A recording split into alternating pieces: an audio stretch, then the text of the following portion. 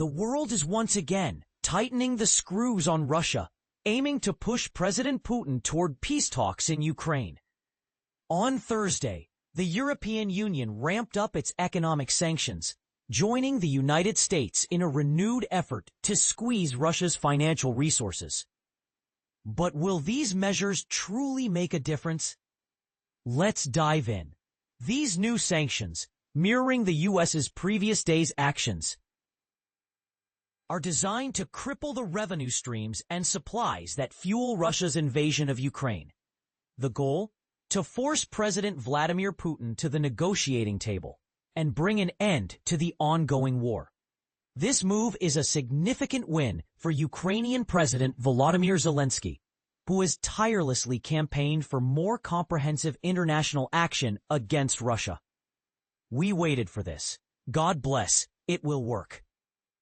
And this is very important. Zelenskyy stated in Brussels, where the EU summit announced the latest round of sanctions. However, the path to peace remains unclear. Despite ongoing peace efforts, the conflict shows no signs of slowing down after more than 3 years of intense fighting. European leaders are increasingly worried about the threats posed by Russia. But here's where it gets controversial.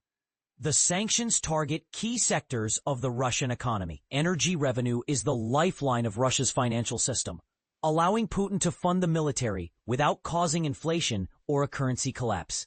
The EU's new measures specifically target Russian oil and gas, banning imports of liquefied natural gas, and adding port bans on over 100 ships in the Russian shadow fleet.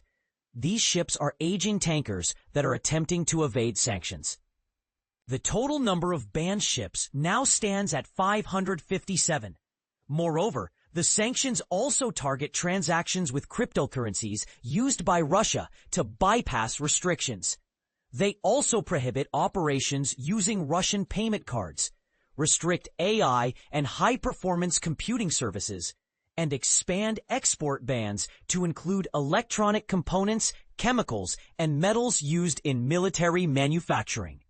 A new system limiting the movement of Russian diplomats within the EU will also be introduced. President Zelenskyy is urging more nations to join the sanctions, hoping to increase the pressure on Russia. The news of these additional sanctions caused international crude prices to jump by over $2 per barrel on Thursday. And this is the part most people miss. Russia is not backing down. Russian officials and state media have largely dismissed the Western measures, claiming they are ineffective.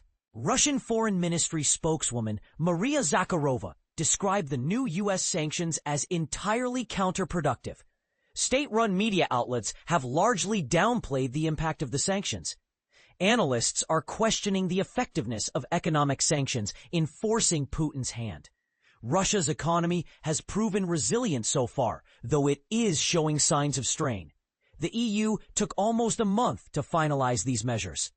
And Moscow has become adept at circumventing sanctions. The U.S. sanctions against Russian oil giants came after Trump put on hold his plan for a swift meeting with Putin. In a related move, Putin directed drills of the country's strategic nuclear forces. Meanwhile, the conflict continues.